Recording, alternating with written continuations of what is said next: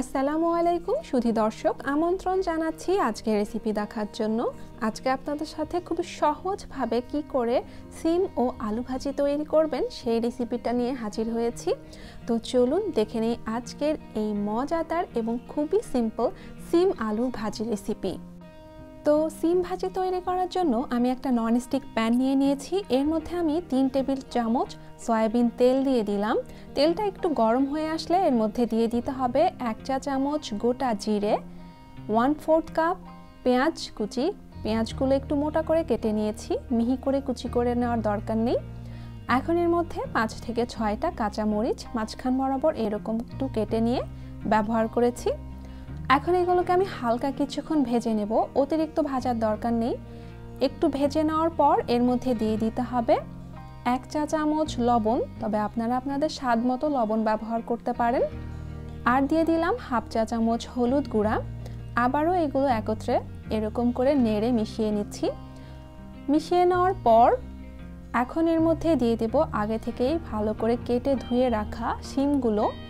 আর দিয়ে দেব একটা বড় সাইজের আলু, ঠিক এরকম লম্বা করে কেটে নিয়েছি। এখন এগুলোকে আবারও খুব ভালো মতো চামচের সাহায্যে মিশিয়ে নিচ্ছি। ভালো মতো মিশিয়ে নেওয়া হয়ে গেলে এই সিম আলুগুলোকে আমি ঢাকনা দিয়ে রান্না করব একদম লো হিটে। আপনারা হয়তো খেয়াল করেছেন আমি এর মধ্যে কোনো রকম পানি ব্যবহার করিনি। এই সিম আলুর ভাজিতে পানি ব্যবহার না করলেও এটা খুব ভালো মতো সেদ্ধ হবে আপনারা যদি একদম লো হিটে এটাকে রান্না করেন। তবে মাঝে মধ্যে একটু ঢাকনা উঠিয়ে এই সিম আলুগুলোকে হালকা নেড়ে চেড়ে দিতে হবে যাতে এর চারি সাইড সমানভাবে সেদ্ধ হয়। আর এই কাজটা কিন্তু আমি কয়েকবার করে নিয়েছি। কয়েকবার ঢাকনা উঠিয়ে কিন্তু এইভাবে নেড়ে চেড়ে এই সিম আলুগুলোকে রান্না করে নিতে হবে। তবে একটা কথা অবশ্যই মনে রাখবেন, কখনোই কিন্তু এটা মিডিয়াম বা হাই হিটে রান্না করবেন না, সেক্ষেত্রে সিম আলু সেদ্ধ হবে না আর নিচে পুড়ে যেতে পারে। আবারও আমি ঢাকনা দিয়ে দিয়েছি। এই পর্যায়ে আলু ও শিম খুব ভালো মতো সেদ্ধ হয়ে গিয়েছে, আর ঢাকনা দিতে হবে না।